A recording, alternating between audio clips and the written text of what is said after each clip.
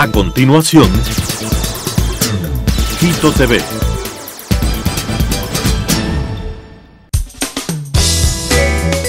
Clasificación A. Apto para todo público.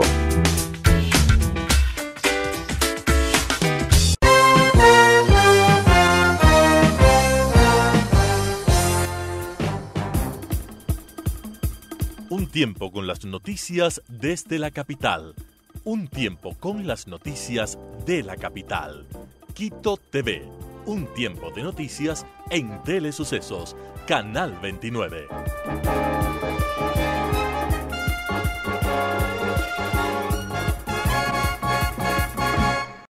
¿Qué tal, amigos, amigas? Bienvenidos a este espacio de entrevistas Quito TV, el espacio de la ciudad, por la señal de Telesucesos 29 y 29.1, televisión abierta, 73 TV Cable, 43 Claro TV. Además, desde cualquier parte del mundo nos pueden ver en Facebook como Telesucesos Quito o en nuestra página web www.telesucesos.net. Ahí está la programación las 24 horas del día, si ustedes se encuentran fuera de nuestra área de cobertura de señal abierta. El día de hoy tenemos la presencia del doctor Marco Proaño Maya. Él es un político ecuatoriano. En 6 ocasiones creo que fue diputado, doctor, y ha sido parte importante además de esta vuelta a la democracia hace 40 años, en 1979, cuando elegíamos nuevamente de manera democrática en elecciones universales a Jaime Roldós Aguilera. Bienvenido, ¿cómo está, doctor? Muy bien, muy agradecido por esta atenta invitación. A la orden. Además, el doctor Proaño Maya fue candidato a la vicepresidencia de la República, candidato a la presidencia de la República y, bueno, como lo dije, un político de dilatada trayectoria. Hay un tema de los últimos días que es el tema de los jubilados del IES. Los jubilados se encuentran incluso en una huelga de hambre. Ya va a ser 15 días, me parece que hoy son 14 días. Pero asimismo hay un grupo de jubilados que incluso ya han aceptado el pago de bonos, según información del diario El Universo. Han aceptado los bonos por parte del Estado para negociarlos a través de casas de valores. Doctor, explíquenos en qué punto se encuentra el tema de la seguridad social y el punto preciso de los jubilados. Mire, este tema del beneficio que reclaman los jubilados surge del mandato 2 de la Asamblea de Montecristi. No es responsabilidad del IES, es una responsabilidad del Estado. Y el mandato número 2 de la Asamblea de Montecristi fue trasladado a un mandato de la LOCEF, que dice: la persona que accede a la jubilación tendrá derecho a un incentivo equivalente a 5 salarios básicos unificados después del 5º año y hasta 150 salarios básicos unificados. Es decir, es un incentivo aparte del tema de la jubilación. Completamente distinto, porque es una responsabilidad del Estado. En cambio, la pensión de jubilación tiene una responsabilidad tripartita: trabajadores, empleadores y Estado. Y esta disposición formalmente tiene una incidencia en el mandato del IES, porque hay un representante de los jubilados y afiliados, un representante de los empleadores y hay el representante del Estado, que es el presidente del Consejo Directivo del IES. ¿Los jubilados en sí qué están reclamando? ¿Este incentivo? Están reclamando el incentivo por haber accedido a la jubilación, que actualmente debe ser cerca de unos $50,000. Es decir, ellos vienen recibiendo normalmente la pensión de jubilación. Así es. El incentivo es lo que no están recibiendo. Exactamente. ¿Por qué? Porque es una responsabilidad del Estado. Y el Estado está, en cierta forma, violentando un principio universal, que es la igualdad ante la ley. Si unos recibieron, ¿por qué no reciben todos? Porque unos recibieron en efectivo y otros reciben en bonos del Estado, que es una deuda del Estado. Se hablaba que son como 1.200 millones y creo que 650 se han pagado, es decir, la gente que ya recibió, pero ¿por qué no fue para todos, como se ¿Sabe dice? lo grave? Es que siendo un derecho social, no puede ser regresivo. Entonces, cualquier acción o omisión de carácter regresivo que afecte derechos sociales es inconstitucional. Y en los derechos sociales tiene que haber progresividad. No puede haber regresividad. Y entonces es un mandato que está vigente.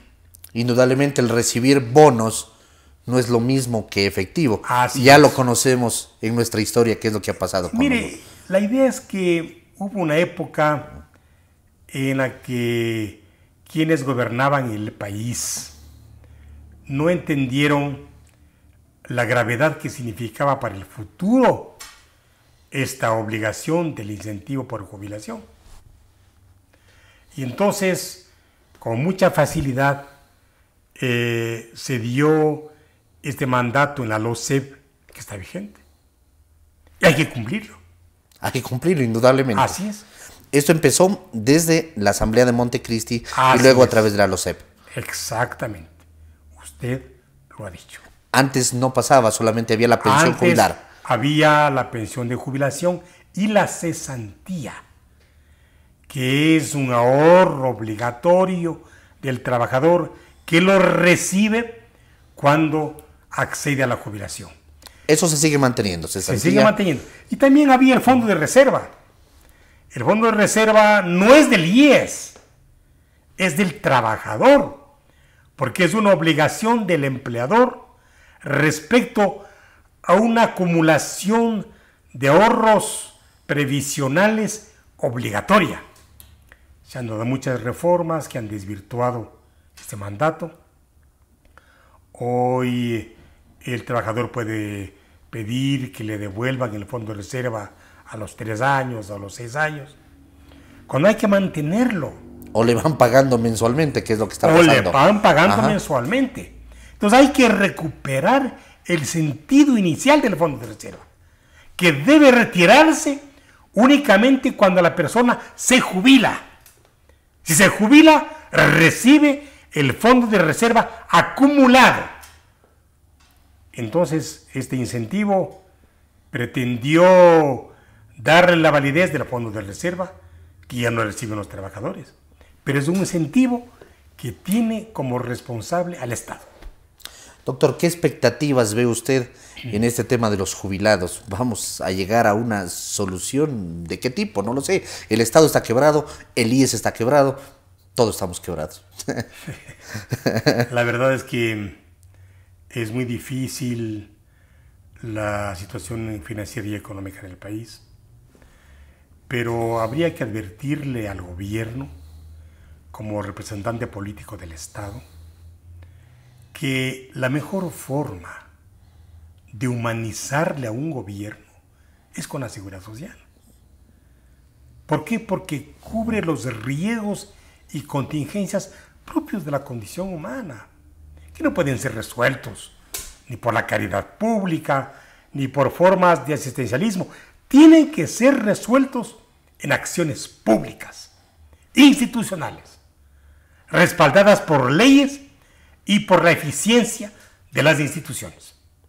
Eso es lo que se tiene que hacer entonces. Eso debería hacerse. Pero hay muchas falencias del Estado que no tiene voluntad política. En noviembre del año pasado, quien era director general del IES afirmó que obligatoriamente en el mes de enero del presente año iban a conocerse los estudios actuariales que el país necesitaba conocer. Han pasado 8 meses de ese Y ofrecimiento. hoy nos dicen que va a ser en diciembre del próximo año, de este año. Mientras no existan estudios actuariales, no hay cómo tomar decisiones. Hay invalidez, vejez y muerte, salud, seguro social campesino, hay cesantía y desempleo. y riesgos del trabajo. ¿Cuándo se hicieron los últimos estudios actuariales? Bueno, dice la ley que tiene que hacerse cada 3 años, pero el estudio actuarial es muy importante en la seguridad social, porque significa que es una ingeniería matemática para conocer la sostenibilidad en el tiempo de la seguridad social. Porque quien habla de la seguridad social tiene que pensar en el futuro. Por eso, mi mensaje es a los jóvenes, a los adultos, que no tienen derecho a la indiferencia, que no tienen derecho al silencio. Tienen que entender que les pertenece el sistema de la seguridad social. Porque está de por medio su vida, su salud, su dignidad. Y el futuro, la vejez. El futuro, exactamente. La única forma en la que una persona, en la que los jóvenes no lleguen a ser viejos, es morirse. Y la única forma de vivir muchos años es envejeciendo. Es el proceso inexorable de la vida. Yo leí hace unos días un libro de Rosa Montero y me llamó mucho la atención 2 conceptos. El primero, que dice que la injusticia más grave en el actual tiempo es lo difícil que significa llegar a ser viejo. ¿Por qué?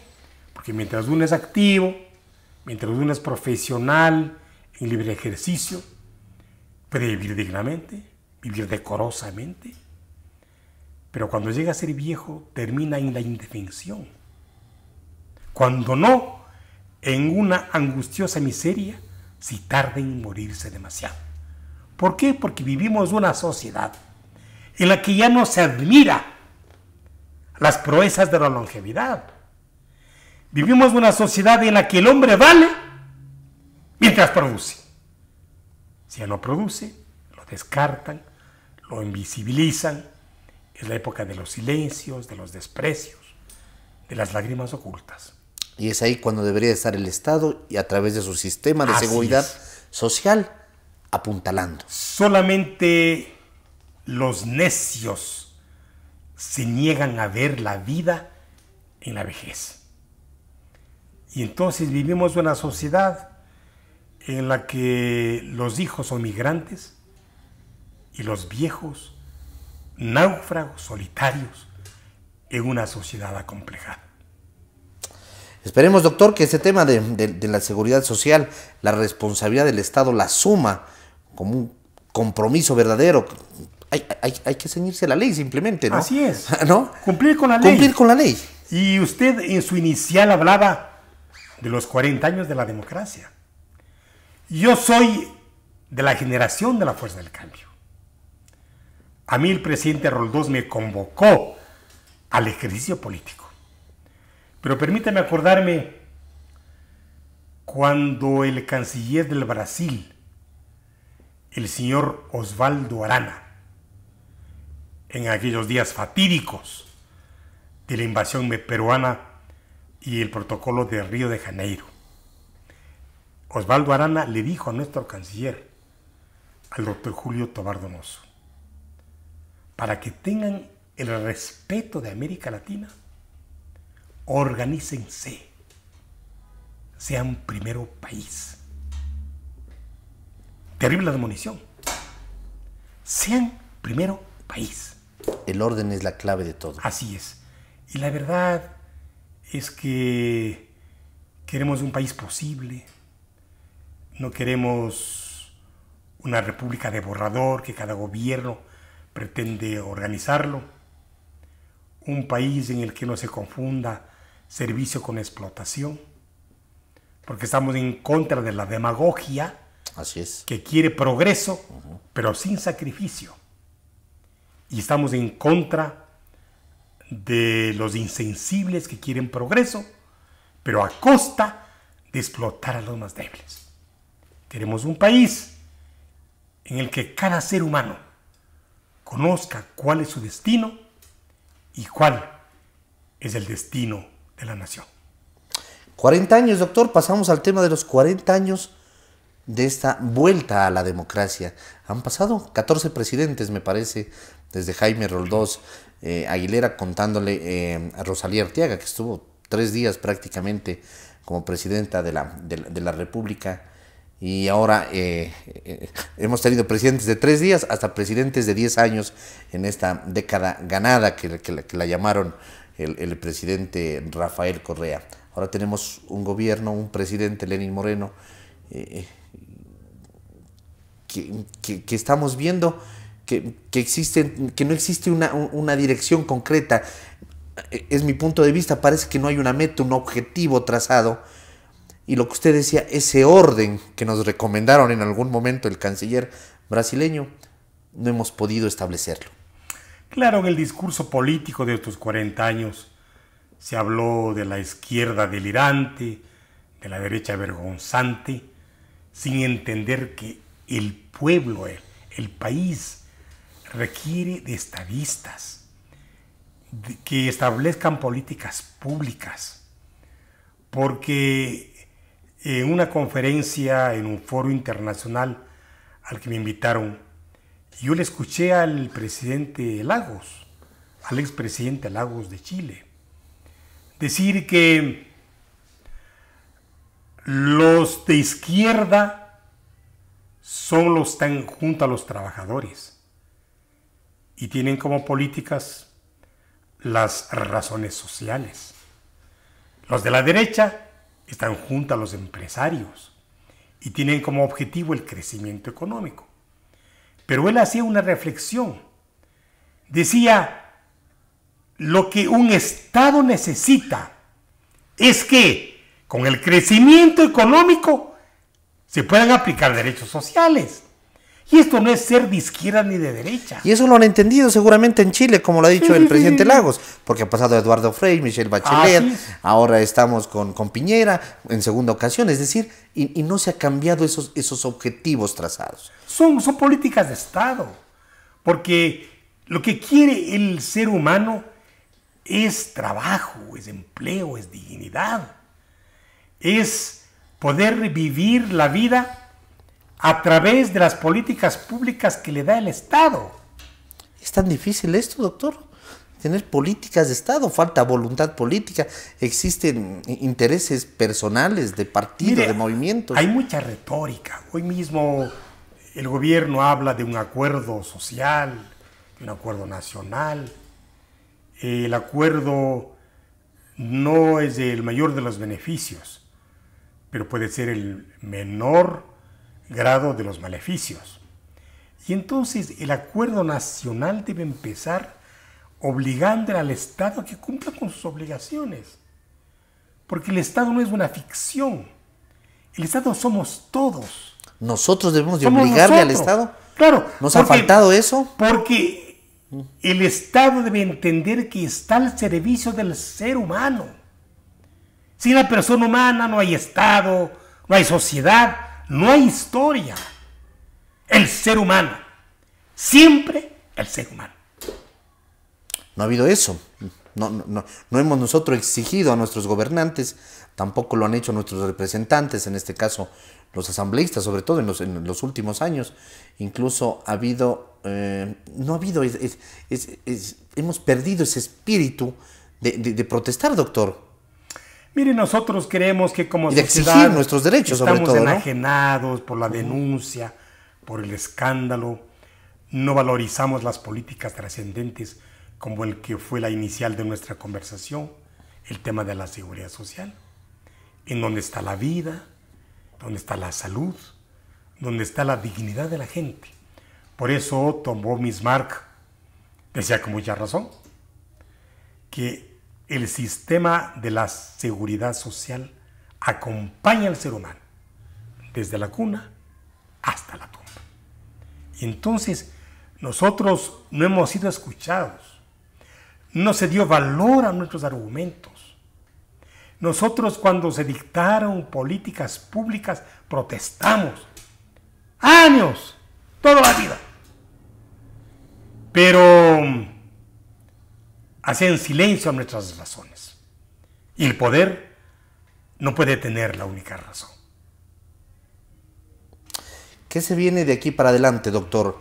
40 años de vuelta a la democracia, muchas figuras se irán posicionando ya con cálculos políticos para la próxima elección presidencial. Se habla seguramente de Jaime Nebot como un candidato o una figura pública que ha estado también, que ha sido partícipe de esta última etapa democrática, como una figura fuerte posiblemente. Dentro del sector de gobierno no se ve todavía quién puede ser una figura política representativa para las próximas elecciones. De la Revolución Ciudadana no sabemos si volverá el expresidente Correa o qué mismo pasará. Ahí hay un voto duro además, ¿no? Que hay que entenderlo, un porcentaje seguramente bajo, pero es un voto duro que le permitió ganar, por ejemplo, a Paola Pavón la prefectura aquí en Pichincha. ¿Qué perspectivas, qué se viene de aquí para adelante dentro de este régimen democrático, doctor? Yo creo que este gobierno es un gobierno de transición. No podemos certificar que tenga voluntad política para hacer cambios. Cuando nos advierten que los estudios actuariales del IES estarán para fin de año, es que el próximo año habrá otras razones para no tomar decisiones y para no cumplir con las leyes. Nosotros en la ley que está vigente del sistema de la seguridad social, el artículo 185, último inciso, nos adelantamos a uno de los símbolos de la sociedad actual, que es la perspectiva de vida. Y entonces dijimos que cada 5 años, obligatoriamente, tiene que revisarse la edad para la jubilación. Hoy, la persona que accede a la jubilación debería tener 64 años. ¿Por qué? Porque la expectativa de vida es una realidad que no hay cómo cambiarla.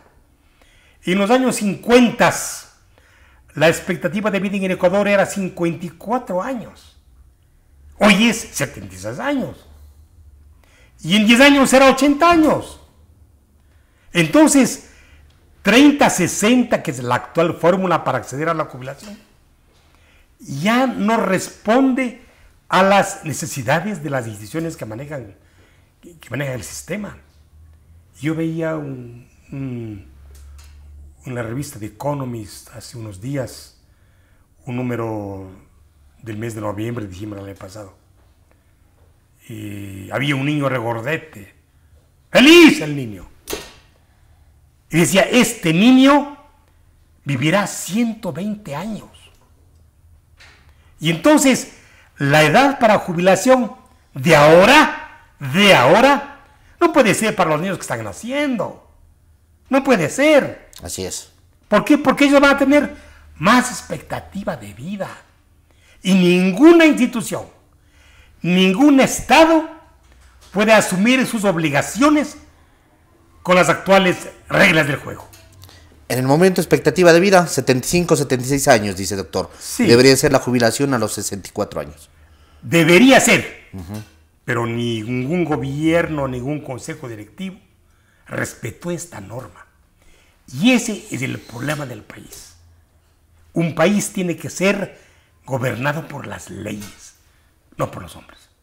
Doctor, se nos ha acabado el tiempo. Quiero agradecerle. Muy honrado. En la parte final, doctor, ¿sigue usted en el ámbito político? ¿Está dedicado al libre ejercicio profesional? Yo sigo siendo ciudadano, que es más importante.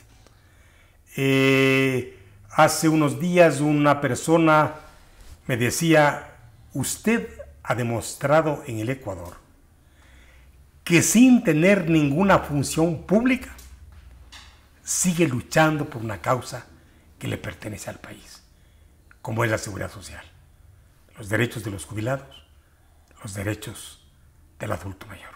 Doctor, muy gentil. Y a mí me faltarán los años de mi vida para luchar por esta causa, porque es un deber que me dio el país, porque yo lo considero un ideal, y los ideales son más importantes que mi propia vida. Muy gentil, doctor, por haber estado aquí. Muy honrado. Amigos, el doctor Marco Proaño Maya, experto en temas de seguridad social, un político destacado, influyente, que ha sido parte de esta última etapa, sobre todo democrática, desde el año 1979, la vuelta a la democracia, que así se le ha llamado desde el año 79 hasta ahora el 2019. 40 años hemos hablado de la situación de los jubilados del IES y precisamente de eso, de los 40 años de la democracia en el Ecuador. Amigos, hasta la próxima, pasen bien, felicidades.